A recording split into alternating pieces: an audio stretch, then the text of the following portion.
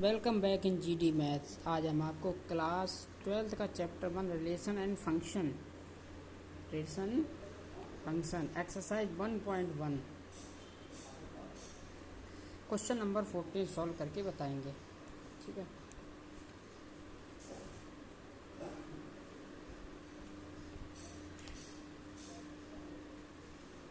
Solve करके बताएंगे। ठीक है, तो इस क्वेश्चन है कि L be the set of all lines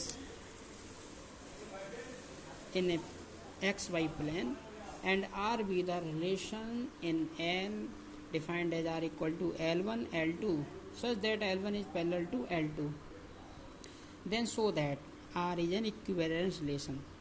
देखिए ये रिलेशन दे रखा है R equal to L1 L2 such that L1 is parallel to L2। जो L1 लाइन है वो L2 के पैरेलल है, तो हमें शो करना है कि ये एक इक्विवेलेंस रिलेशन है। ठीक है, और फाइंड करना है कि set of all lines related to the line y equal to 2x+4। तो पहले तो क्वेश्चन हमें ये इक्विवेलेंस रिलेशन शो करना है। इक्विवेलेंस के लिए देखिए तीन चीज़ें करनी होती है हमें, रिफ्लेक्सिव, सिमेट्रिक और ट्रांजिटिव। ओके, ये ध्यान रखिएगा हमेशा, मैंने हर क्वेश्चन में आपको इसमें बताया है। तो देखिए रिलेशन जो आपको दे रखा है R equal to L1 L2 such that L1 is parallel to L2, ये रिलेशन दे रखा है। ठीक है, तो सबसे पहले रिफ्लेक्सिव करेंगे। तो रिफ्लेक्सिव के लिए तो सबसे पहले हम डालेंगे फॉर रिफ्लेक्सिव। ठीक है, तो रिफ्लेक्सिव के लिए हमें क्या करना होता है,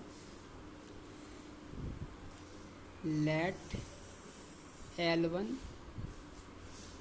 is the line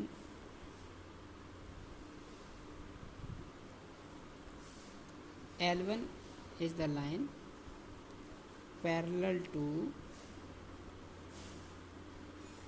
itself। जो L1 लाइन है वो अपने आप के पैरेलल होगी itself L1। तो L1 किसके पैरेलल होगी, L1 के।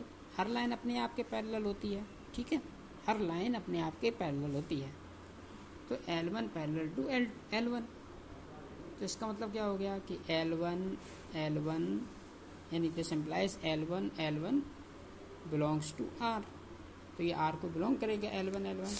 ठीक है, तो जब L1 R1 को बिलोंग करेगा हेंस R इज रिफ्लेक्सिव। तो R जो रिलेशन है वो रिफ्लेक्सिव हो गया। ठीक है, clear. L1 is parallel to itself L1, तो L1 belongs to R is reflexive. अब आता है फॉर सिमेट्रिक लाइन आप जानते हैं ना, जैसे A1 B1 B1 A1। तो सिमेट्रिक करने के लिए हमें क्या करना पड़ेगा, late L1 L2 belongs to R। हमने मान लिया कि L1 L2 R को बिलोंग कर रहे हैं, L1 L2 दो लाइनें हैं। ठीक है, तो this implies L1 is parallel to L2। इसका मतलब हो गया जो L1 लाइन है वो L2 के पैरेलल है। ठीक है, तो इसको हम ये भी कह सकते हैं कि L2 is parallel to L1। जब L1 L2 पैरेलल तो L2 L1 के पैरेलल हो गया, कह सकते हैं। ठीक है, तो हम इसको this implies L2 L1 belongs to R। इसका मतलब L2 L1 R को बिलोंग कर रहा है। तो जब L1 L2 बिलोंग कर रहा है R को, L2 L1 R को बिलोंग कर रहा है, इसका मतलब क्या हो गया, R symmetric, hence R is symmetric. R symmetric हो गया। देखिए सिमेट्रिक हो गया। अब हमें करना है क्या, ट्रांजिटिव।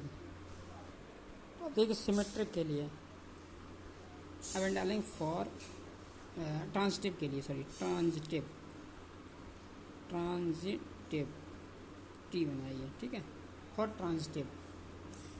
तो ट्रांजिटिव के लिए हम ये मान के चलते हैं कि late L1 L2 L2 L3 belongs to R, यानी L1 L2 L3 R को बिलोंग कर रहा है। तो this implies L1 is parallel to L2 and L2 is parallel to L3, यानी L1 L2 के पैरेलल है, L2 L3 के पैरेलल है। तो दिस इम्प्लाइज, देखिए L1 L2 के पैरेलल है और L2 L3 के पैरेलल है, तो L1 L3 पैरेलल हो जाएगा। This implies L1 is parallel to L3, तो L1 L3 पैरेलल हो गया। तो this implies L1 L3 belongs to R, इसका मतलब हो गया कि L1 L3 R को बिलोंग कर रहा है। ठीक है, जब L1 L2 और L2 L3 belongs to R है तो L1 L3 belongs to R है, L1 L3। तो इसका मतलब क्या हो गया, हेंस R इज ट्रांजिटिव, तो R जो है वो ट्रांजिटिव हो जाएगा। ठीक है, तो देखिए रिलेशन आपका रिफ्लेक्सिव भी हो गया, देखिए ये रिफ्लेक्सिव हो गया, ये सिमेट्रिक हो गया और ये ट्रांजिटिव हो गया। जब तीनों चीज़ें हो जाती हैं तो ये कैसा रिलेशन हो गया, इक्विवेलेंस रिलेशन हो गया। Hence R is an equivalence relation, R जो है इक्विवेलेंस रिलेशन हो गया। ठीक है, ये हमको प्रूव करना था। अब इतना पार्ट प्रूव हो गया हमारा।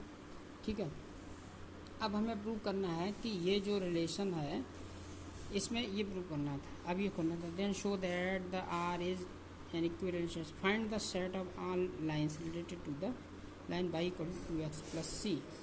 ये जो y equal to 2x plus c है इसके रिलेटेड हमें ऑल लाइंस का सेट फाइंड करना है।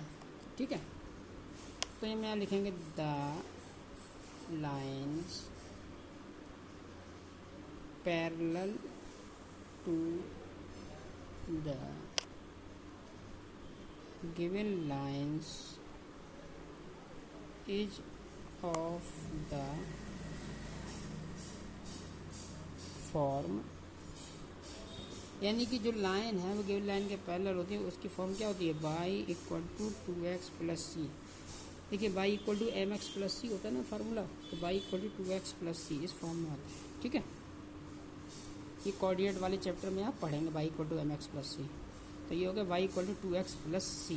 Okay, where c belongs to R, c क्या है, R को बिलोंग कर रहा है, यानी रिलेशन नंबर c की जगह कुछ भी हो सकता है, 1 2 3 4 5 6 कुछ भी हो सकता है। ठीक है,